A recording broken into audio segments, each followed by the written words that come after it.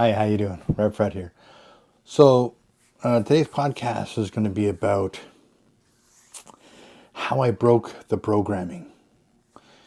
Okay, so the interesting thing about the way we develop is that we develop in a way that we don't necessarily have a lot of insight into what information we retain and believe when we're young growing up. We just believe what we believe because it's told to us by somebody that we trust, and we just assume that it's the truth, and we take that in as fact. In fact, it's not a fact, it's opinion, and a lot of times it's based on their opinion that they received from somebody else's opinion. So it's interesting, we are programmed in life to believe certain things, to act certain ways, to react to certain ways to certain situations. And unless you decide that you no longer want to be controlled by your emotions, by your perceptions, by whatever the situation is, somebody else's reactions to you, until you get to the point where you decide, I no longer want to be controlled by those things. I want to be the person who's taking control of my life and doing what I require to do in order to become what I want to become. Instead of just thinking that we have no choice in the matter. We are going to be whatever we're going to be, and we have no choice. And that's not the reality. The reality is you are exactly what you believe you are. And if you believe you're a victim and you keep proclaiming the fact that you're a victim, you may have been victimized. Yes, 100%. Nobody's arguing that point. You may have been victimized, but that doesn't mean you're a victim. You may have failed, doesn't mean you're a failure. You may have gained a lot of weight and got out of shape, doesn't mean you're fat and stupid and lazy. It means that you have struggles that you have to work on and deal with. So how do we work on and deal with them? Well, we have to figure out how we react to things in our life. We have to be mindful of the way we think, the way we feel, the way we act. When somebody says something to us, are we reacting out of a logical sense of what they're saying, or are we superimposing a bunch of our own conditions on that thing that people are saying, making us feel like we are not good enough, we are ugly, we are not smart enough? Is what we think superseding the reality of the situation? And that's normally what happens. Normally what happens is that we have a perception of who we are, how other people treat us, how all kinds of things, how what we deserve, what we don't deserve, what we're allowed to have. A lot of things, mindsets that we have that we don't even realize that we have them. They're deep down inside, and they have an impact in our life. And sometimes it takes a dramatic shift in our life in order for us to change those things. And then you gain perspective because of a big dramatic thing that happens, somebody passing away, a difficult time in your life, becoming sick. And then you get this revelation about, all the stuff that has been going on that you did have control over, but you chose not to, because you did not want to do the hard work that is required in order to change those things. The reality is that it can be hard work if you don't have a series of systems in place in order to assist you down that path to change the way you think, to change the way you feel. And you got to break the programming. You cannot allow yourself to be programmed your whole life, because you'll never achieve the goals that you want to have. You'll never achieve the goals that is God has ordained in you to achieve, because you'll have all these mindsets and blocks and assumptions that are not even accurate or not even correct. And so we need to break the programming. How do you break the programming? A lot of the programming exists because of rumination. There's positive rumination, but there's most of the time we have negative rumination. We just think about Oh, this is my circumstances. Oh, this is terrible. I don't have this, or I don't have that, or this person's not. I don't blah blah blah. And so then you ruminate, and you ruminate, and you keep thinking about all these negative things that are in your life that you don't want to be in your life, but you keep thinking about it. And every time you think about it, it's like saying that you're bringing it back up again, always to look at it, always to look at it, always to look at it, always to look at it. And then what you give your attention to becomes your reality. And so if you're always looking at these things, you're always being negative, you're always saying, oh, I failed at this, or I didn't do this, or I didn't, and you have all these lists of the things that you failed at, you are a human being, you're going to fail. We all fail. The way you perceive failure is a big difference. So you need to perceive failure as an opportunity to know that what you tried didn't work, so maybe try something different. Or maybe the way you did that was not correct. Or whatever the situation, if it's relationships, maybe the issue wasn't that other person. Maybe that issue was your reaction to that other person. So they would say something loving to you, but because of hurts or insecurities inside of you, what would come up is, I'm never good enough, I'm not good enough. And then you don't take that step forward to share with that person what you're really going through and what you're really feeling, because you're thinking, if they really knew who I was, they would not love me, they'd run away. And so you're not willing to share with them. So they never actually get to find out who you really are, and they run away from you. And so it's a self-fulfilling prophecy. You know, you are saying these negative things to yourself and you're believing these things. But the reality is, if you would just step up and say, listen, I struggle with insecurity. I struggle with not feeling like I'm good enough. And if I share with you how I really feel, I feel like you're going to run away. And then you share. If they run away, that's up to them. You can stay firm in this fact that you did what you were supposed to do. You did the right thing. And the next relationship you're in, you do the same thing. You share what's really going on in your heart. You talk about who you really are. You don't run away from those things. You talk about those things. And so when you do that on a regular basis, you will get to a point where that person that you are sharing with will look at you and say, I understand. That's fine by me. We all have our issues. And then you know you're in a situation with somebody who's going to reciprocate that kind of openness and sharing.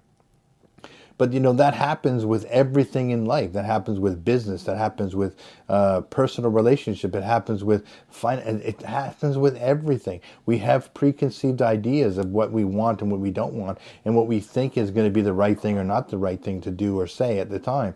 But if reality is, if you just stopped and listened and got to the point where you can set yourself free from all these thoughts. Okay, so sometimes that's really complicated. It's really difficult. So one of the things, as a born-again Christian, I believe in speaking in tongues and praying in tongues. And so one of the things that I have learned in my walk is that I've learned how to pray without ceasing, which is I pray in tongues in my head, not all the time, but a lot of the times. Whenever I'm not doing something, like I can be doing it while I'm doing something else, like I'm doing it right now, I'm talking to you. I'm actually speaking in tongues in my head while I'm talking to you. So you can do it at any point in time you want. You really can. But some people, you have a hard time with that switching over. So the idea is, whenever you feel like there's negative thoughts coming in, whenever you feel like you're starting to get a little depressed, kick into that. Use that as a tool to get your mind focused on what's precious and lovely and good in spirit and in truth. Focus on that, praying in your head, and then confessing wonderful things. Thank you, Lord, that it's such a wonderful day. Thank you, Lord, that I know I'm going through something difficult right now, but you're with me in this situation, and you're going to help me get through that situation. Don't put the focus on the negative. Put the focus on the fact that you're going to get through it. You know, and then how you can get through it. So people like to say, oh, why should I do this? Why should I? Stop saying why. Start saying how. How can I get to this position? How can I start my own business? How can I do this? How can I get in a loving, caring relationship? And so you'll find out most of the time the how is right here. You're the how. You're the way. You're the way to change the way you think about things. You're the way to change the way you act in relationships. You're the way to change. You can't blame other people. They may say things that cause you to react, but the reaction is all you. And so you can't blame other people. You can only blame yourself. And I say blame in a way to say you got to take responsibility for yourself. You can't say that you are the ones that caused me to be upset. No, they didn't cause you to be upset. They may have said something that reacted inside of you that made you become upset, but you are the one who chose to react to that.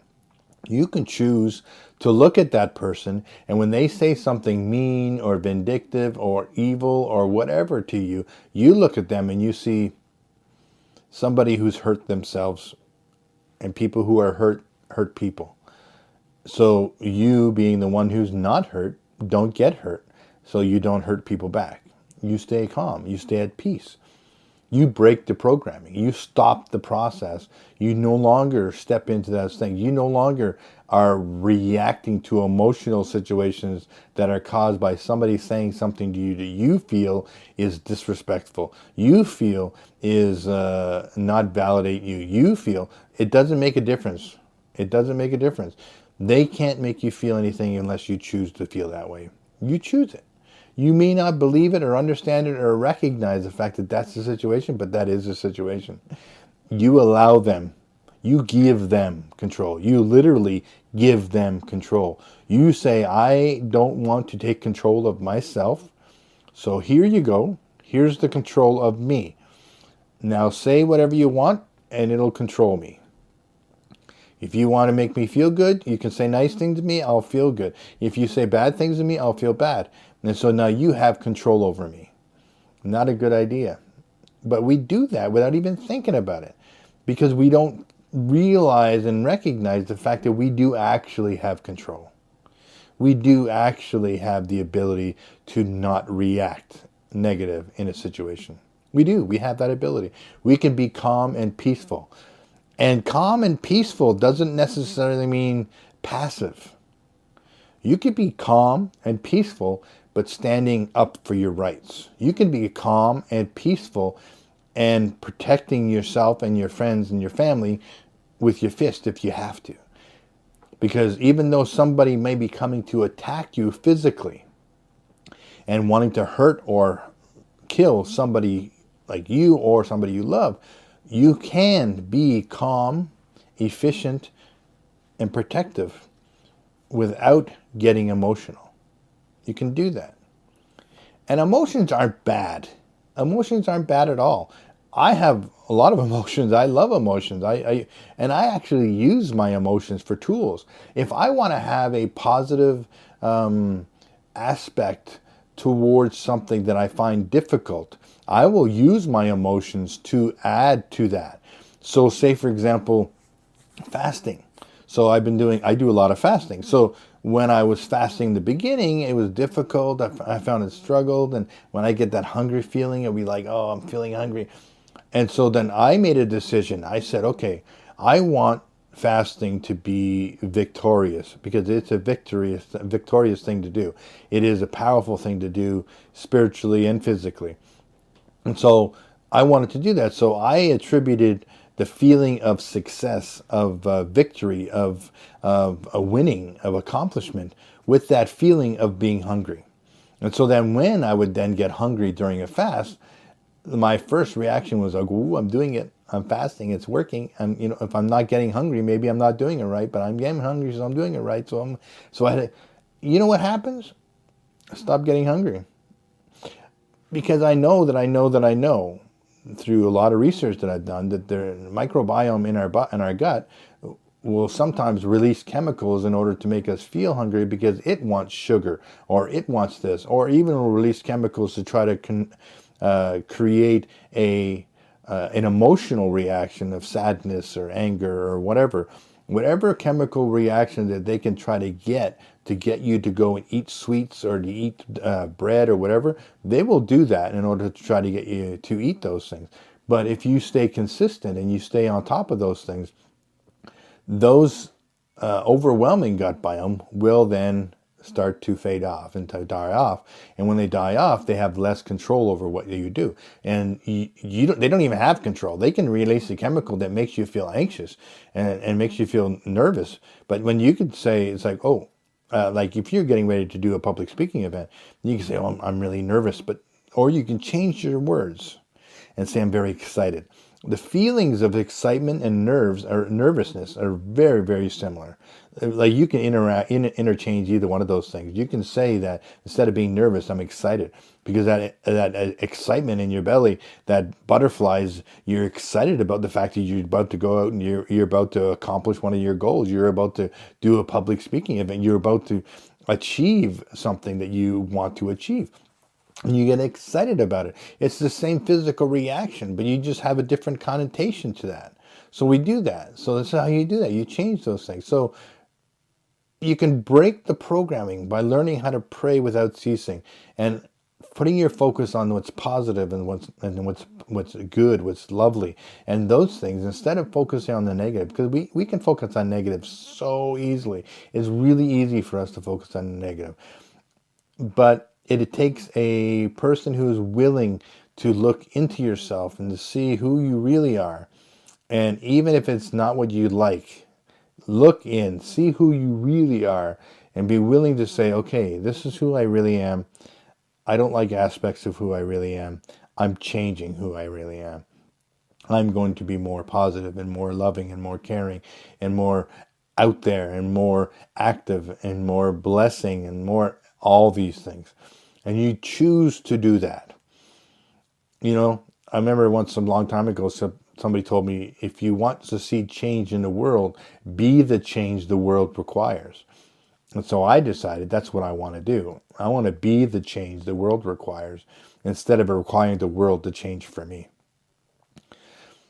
So it sounds like it's a heavy message. It sounds like it's, but it's totally achievable. I'm doing it. If I can do it, you can do it. I'm nothing special. As I am no better and no less than anybody else. We're all just people walking through this planet, doing the best we can.